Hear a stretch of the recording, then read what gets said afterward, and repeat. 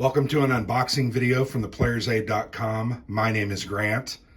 Today I'm unboxing, fresh off of Kickstarter, a new game from Compass Games called 2040, an American Insurgency. Brand new game, like I said, off of Kickstarter. It is not a coin series game, but has some of the coin-like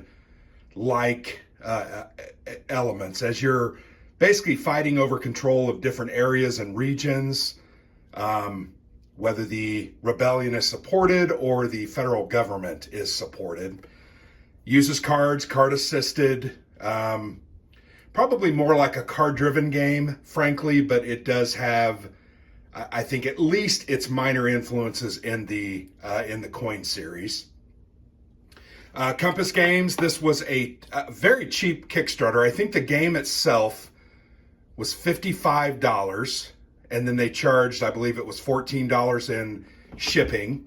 So for $69, I got this game.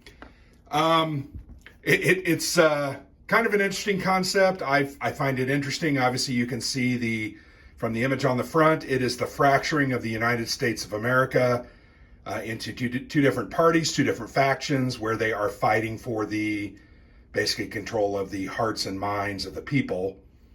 Kind of a unique game. I think it looks interesting. Now, I know this isn't the best looking game or the most graphically pleasing style of game, but I'm hoping that everybody can look past that. Remember, that $55 game, now that was on Kickstarter. My guess is they're going to retail this for $65 or $70.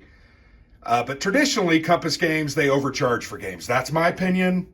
I'm sticking to it.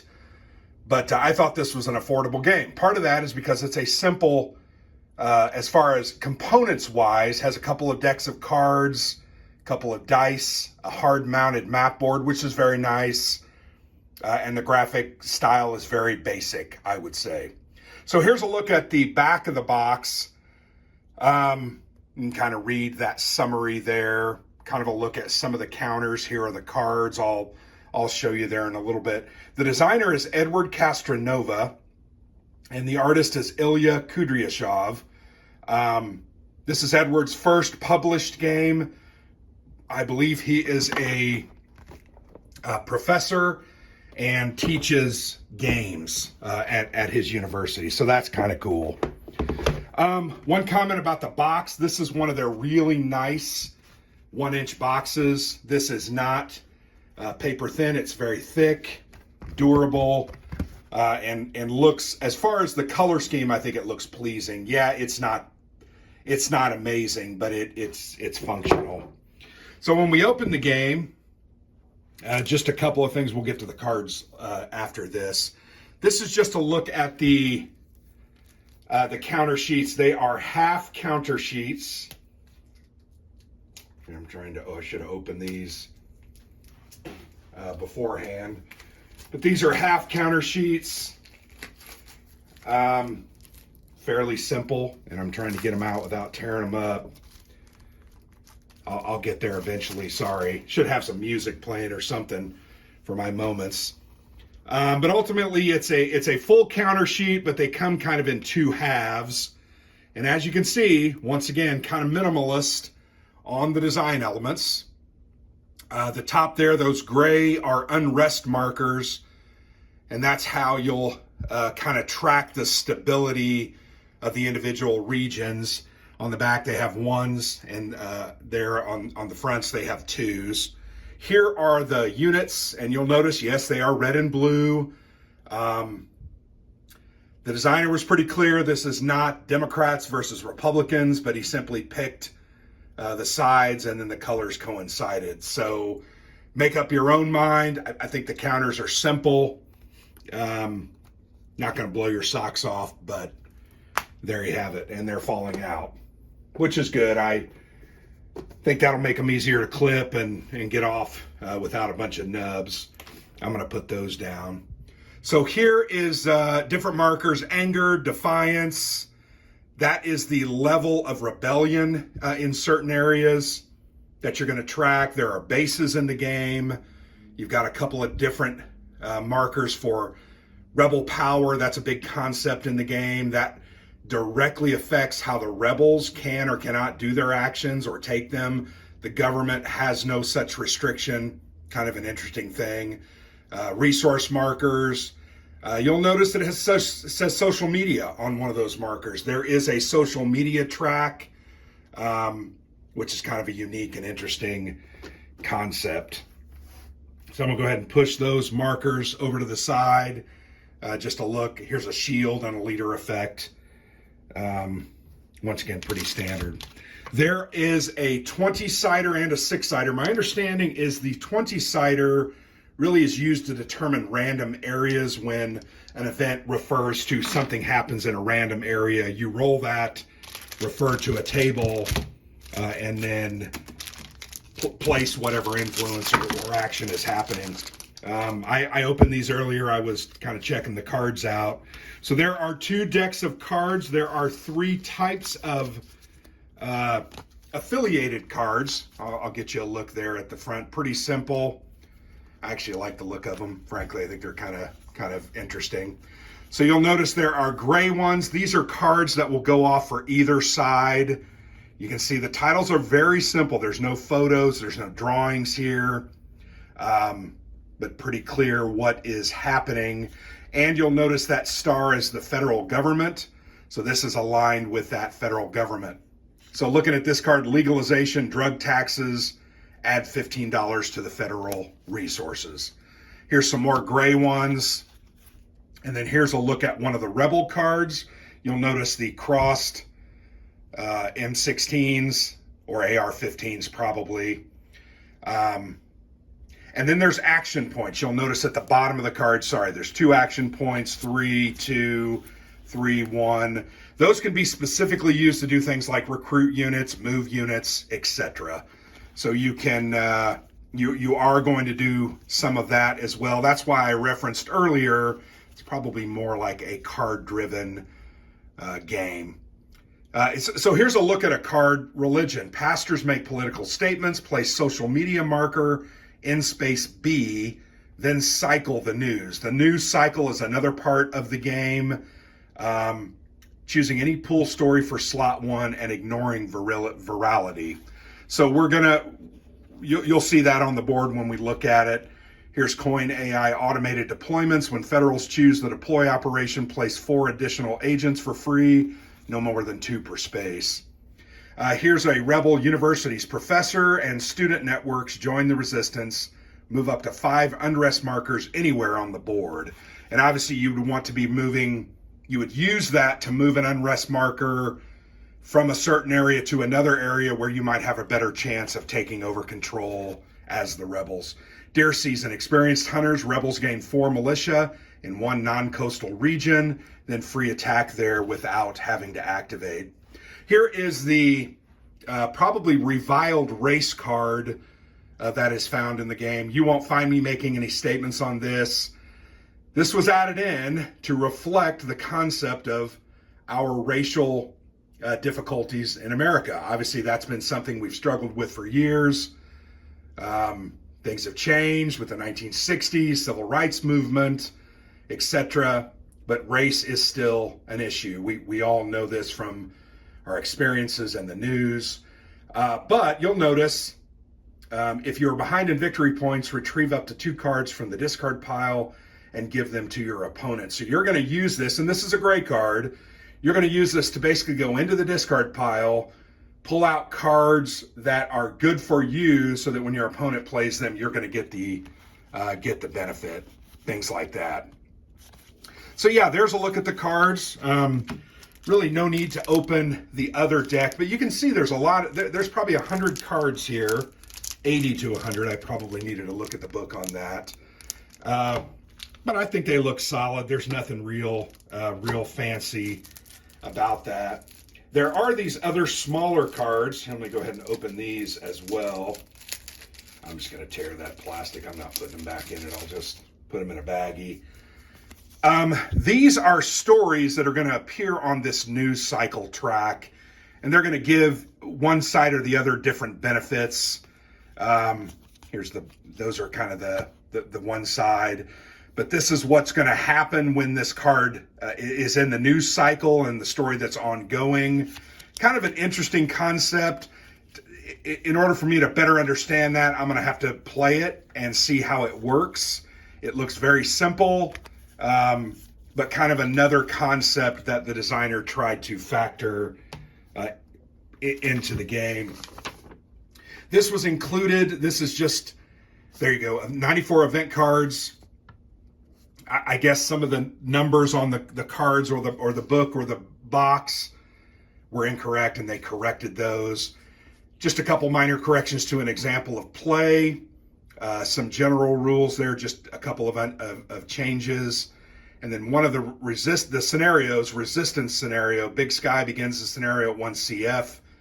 And then you've got militia and bases that are placed that either were omitted or incorrect. So not bad. What's that, 5 or 6 errata points, of which one really doesn't matter. The components one's not very important. So not bad. Let's go ahead and look at the rule book. Not a thick rule book. I thought it was interesting. I did look at it, and they have all the counters there on the back. So if you lose one or you play and you damage them, you can copy those, put them on cardstock, and replace it. Rule book is 22 pages. There is a couple of scenarios here in the back. Lots of examples of play. So it's going to hopefully help you to figure out how to play the game. Although in looking over the rules, it's not that complex. I feel like the game's fairly straightforward. I do like that these notes or different important parts they've highlighted in yellow, which I think is a good thing. Here's a look at that news cycle we'll talk about. These are the stories. I mentioned those. There's the rebellion power track. That's anytime it refers to RP, that is how powerful the rebellion is. The further they go to the right, here is it's 0. That's bad. That's good for the federal government. So the rebels have to stay on the left side. Yeah, pretty simple rule book. Nothing real deep. But hopefully that means the game is fairly straightforward and will be easy to play. There are some different displays. This is a single-sided display, and then there's a couple of player aid cards. But here you have the story pool. That's the news cycle that I was mentioning. News cycle display, slot 1, 2, and 3.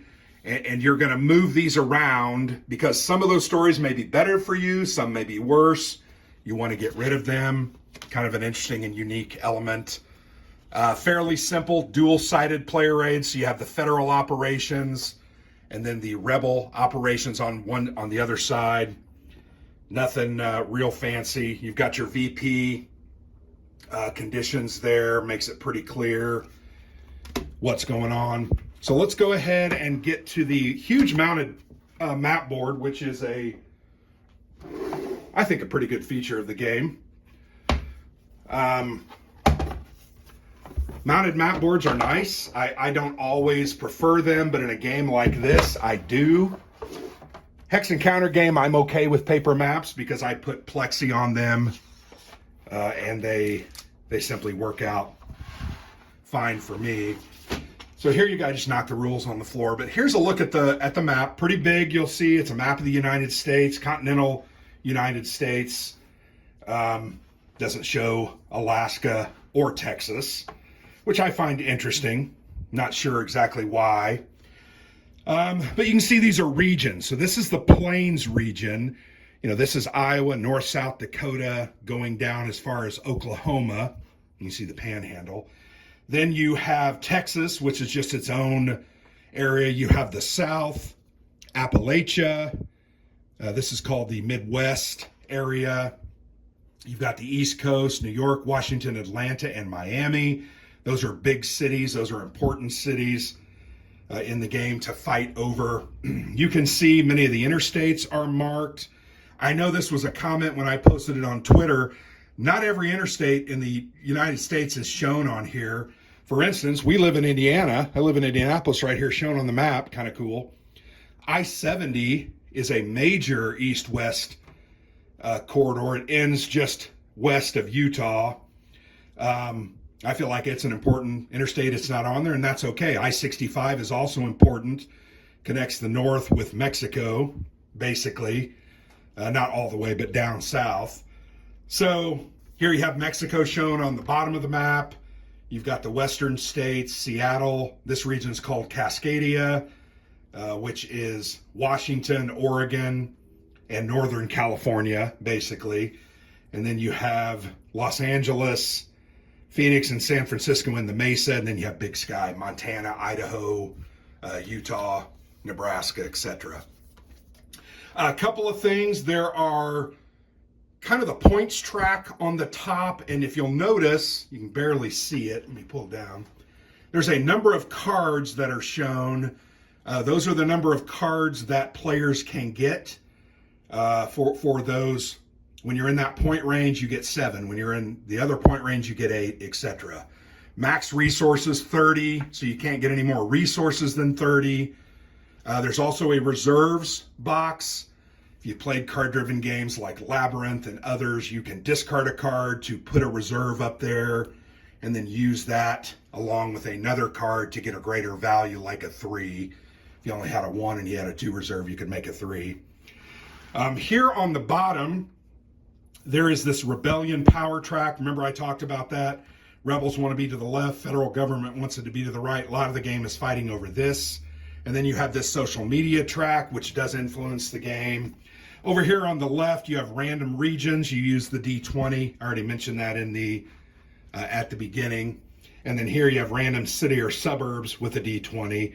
So if an event ever calls out random, you're going to roll on that and refer to that chart. Over here, you have the different terrains. Fairly simple, straightforward. I'm interested in this game. Gonna be honest, yeah, it's at this time in our country, it might be a very interesting game to come out, but I'm interested in playing it. Specifically interested in playing it because it does deal with some of those issues that we are dealing with, like social media and those kind of things, the news cycle. Those are things that political opponents or parties use to push their agenda, and I think that's kind of cool. So looking forward to how that changes the game or molds the game. But once again, card game, a couple of different types of cards. I think it's going to be pretty unique and pretty interesting. Frankly, I'm looking forward to it. Is this going to be game of the year for me? No. I mean, not sure it's that kind of game. When we play it, we'll definitely give it a review, and it may or may not be good, so we'll see how it goes. But that's a look at 2040, an American Insurgency. I think initially it was going to be called American Abyss or something like that. They changed that name, probably for legal reasons. But there you go. Compass Games, Edward Castronova. I think this is his first design, as I've mentioned. There is also a written interview on the blog that you can get more information about the game. So go ahead and check that out. But once again, I'm interested in this, looking forward to it. We'll let you know what we think. Thanks for watching. I've been Grant with the Player's Aid.